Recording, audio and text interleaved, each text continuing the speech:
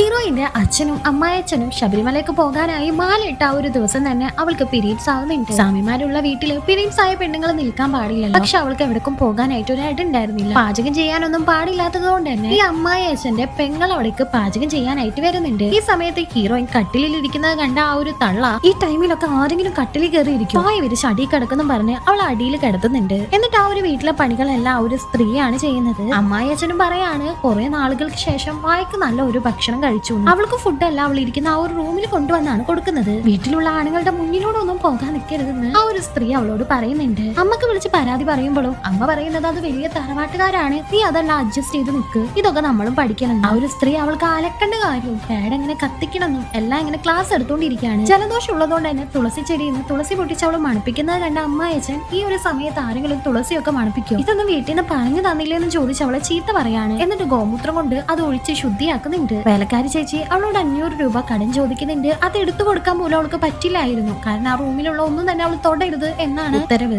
അതുകൊണ്ട് തന്നെ ആ ഒരു വേലക്കാരി ചേച്ചി സ്വന്തമായിട്ട് പോയിട്ട് പേഴ്സിൽ നിന്ന് പൈസ എടുക്കുന്നുണ്ട്. ഹീറോയിന്റെ ഇന്നേഴ്സ് മഴയായതുകൊണ്ട് തന്നെ വേഗം ഉണങ്ങാൻ വേണ്ടിയിട്ട് അവൾ പുറത്തിട്ടിട്ടുണ്ടായിരുന്നു. അത് കണ്ട ആ ഒരു സ്ത്രീ അവളെ വന്ന് ആണുങ്ങളുള്ള വീട്ടിൽ ഇങ്ങനെയൊക്കെ ഇടാൻ പാടുണ്ടോ എന്ന് ചോദിച്ച് ചീത്ത പറയുന്നുണ്ട്. അടുത്ത വീട്ടിലൊരു കുട്ടി ശബരിമലയ്ക്ക് പോകാൻ മാല ഇട്ടോണ്ട് തന്നെ ഹീറോയിനെ കാണാനായിട്ട് വരുന്നുണ്ട്. അവളോട് വരണ്ടാന്ന് പറയുന്നുണ്ടെങ്കിലും അതെന്താ ഞാൻ വന്നാല് സ്വാമിമാർക്ക് അങ്ങനെ ഇന്ന ആൾക്കാരെ കാണാൻ പാടില്ല എന്നൊന്നും ഇല്ലല്ലോ, എല്ലാവരെയും കാണാലോ എന്നെല്ലാം പറഞ്ഞ് ഹീറോയിനെ പേരൊക്കെ കൊണ്ടു കൊടുക്കാൻ അന്ന് വീട്ടിൽ എന്തോ പൂജകളെല്ലാം നടക്കുന്നുണ്ട്. പിറ്റേ ദിവസം കുളിച്ചു വരുമ്പോൾ ഹീറോയിനെ കണ്ട് വേഗം തന്നെ അവിടെ നിന്ന് ഓടി മാറി നിൽക്കുന്നുണ്ട്. പെട്ടെന്ന് അവൻ വീഴാണ്. പേടിച്ചു പോയ അവളും അവനെ പോയി എഴുന്നേൽപ്പിക്കുമ്പോ അറപ്പ് പോലെ അവളെ തട്ടിയിട്ടോണ്ട് ഇങ്ങോട്ട് ആരാ എന്നെ വന്ന് തൊടാന്ന് ചോദിക്കുകയാണ്. അവൾക്ക് നല്ല വിഷമം വരുന്നുണ്ട്. ഇപ്പൊ പീരീഡ്സ് ആയ തന്റെ ഭാര്യ തന്നെ തൊട്ടതുകൊണ്ട് തന്നെ പച്ച ചാണകം വിഴുങ്ങാനും ഗോമൂത്രം കുടിക്കാനായിട്ട് ഒരു സ്വാമി അയാൾക്ക് പറഞ്ഞു കൊടുക്കുന്നുണ്ട്. ശബരിമലയ്ക്ക് പെണ്ണുങ്ങൾക്കും പോകാന്ന് പറഞ്ഞ് വാദിച്ച ഒരു പെണ്ണിന്റെ വീട്ടിലെ ആൾക്കാർ കേടി അവളുടെ സ്കൂട്ടി എല്ലാം കത്തിച്ചു കളയാണ്. ആ ഒരു പോസ്റ്റ് ഹീറോയിൻ ഷെയർ ചെയ്യുന്നുണ്ട്. അത് അമ്പല കമ്മിറ്റിക്കാരെ അറിഞ്ഞ് ഇവളെ ചീത്ത പറയാണ്. അതുകൊണ്ട് തന്നെ ഭർത്താവ് ആ ഒരു വീഡിയോ ഡിലീറ്റ് ചെയ്യാനായിട്ട് പറയുന്നുണ്ടെങ്കിലും അവള് ഡിലീറ്റ് ചെയ്യില്ല എന്ന് തറപ്പിച്ച് പറയാണ്. അങ്ങനെ പീരീഡ്സ് ഒക്കെ കഴിഞ്ഞ് അവള് വീട്ടിലേക്ക് കയറുന്നുണ്ട്.